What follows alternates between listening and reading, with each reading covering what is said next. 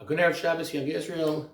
Once again, Nichumei Avelim extended to Mrs. Joyce Stragowitz upon the passing of Dr. Jacob Stragowitz, and to Mr. Jerry Fish upon the passing of his sister, Mrs. Rhonda Weissman.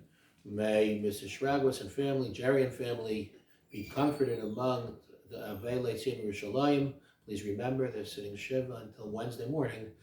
Kindly be Makayim, the mitzvah of Nichumei Avelim, via phone or Zoom. This week is Shabbos Mevarchim, our second Shabbos Mevarchim HaChodesh, not together in Shul, but we're still together.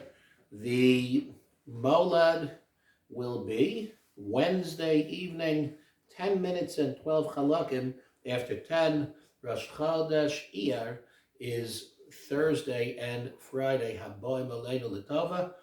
You could bench Rosh Chodesh without it being B'chidus. Describing the Aveira of Nadav and Avihu, which, as we know, Nadav and Avihu were taken at the time by Yom HaShmini, the 8th day of the Chanukas HaMizbech, Chanukas HaMeshkan.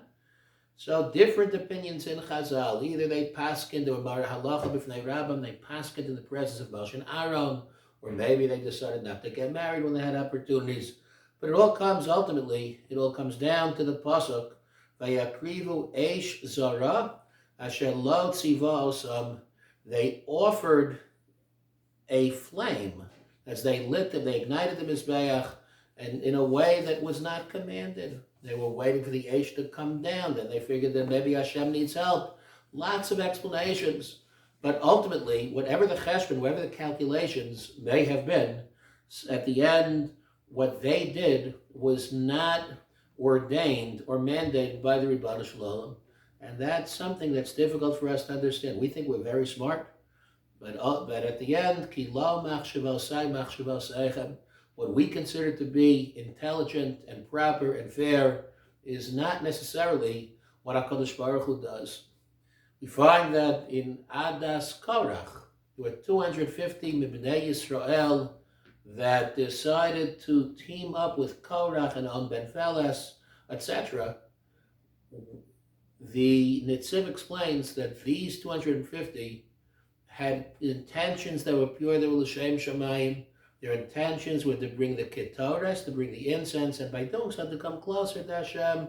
Or the Sefer Kuzari explains similarly, the golden calf, the Egel Hazav, that the intention was not for Avodah Zarah, for idolatry per se, but rather an intermediary. Moshe Rabbeinu was an intermediary. The Mishkan that was to be constructed in the aftermath of the Chet Egel was an intermediary, a way to come closer to Hashem. The calf was a way to connect to Hashem. There was only one difference. Whereas Moshe Rabbeinu was authorized, was chosen by Hashem, the Mishkan was commanded by God. The Egel was not. It's the same thing. It's an intermediary. It's only a means to get closer to Hashem. But you can't be too smart. HaKadosh Baruch Hu didn't command, so you can't do it. All the good intentions of Nadav and Avihu, that's the human endeavor, that they should participate, not just to wait for a flame, for the fire to come down from the heavens, from Shemayim, or they wanted to not to get married so quickly so they could rise to attain even greater spiritual heights, or to paskin in the presence of the Rebbeim who were making mistakes in their opinion.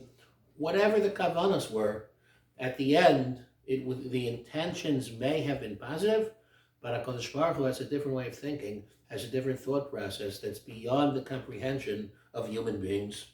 Ki lo machshavosai machshavosechem. And we live in a time that is very much a time of lo machshavosai machshavosechem, that we don't comprehend, we don't fully comprehend, we don't even partially comprehend many of the decisions that HaKadosh Baruch Hu appears to be making during these challenging times. And yet we believe B'emunah Shleima that even though we don't understand, HaKadosh Baruch Hu does understand. And that's why in the Yehi Ratzon, upon taking out the Torah and the Shalosh Regalim, we ask HaKadosh Baruch Hu that Yehi Ratzon, He should grant us the ability, Lasas Masim Tovim Be'einecha, to perform good deeds that are good in your eyes, because whatever we do, we always think is good.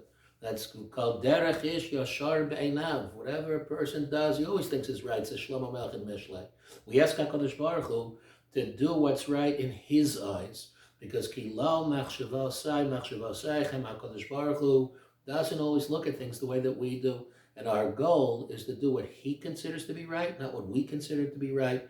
And we in turn ask that in the zechus of striving not to always understand Hashem, accepting His decisions, accepting what we don't understand, HaKadosh Baruch should grant us v'tov be'einecha, what should be good in His eyes, what should HaKadosh Baruch Hu desire. We can't tell Him what to do, but we can only hope that v'tov be'einecha, what should He desire, livarech esamcha Yisrael b'chaleis v'chal sha'ah b'shlomecha, that we should merit the brachas of Hashem, the ultimate bracha of peace, of good health, of tranquility. May all have a very good Shabbos.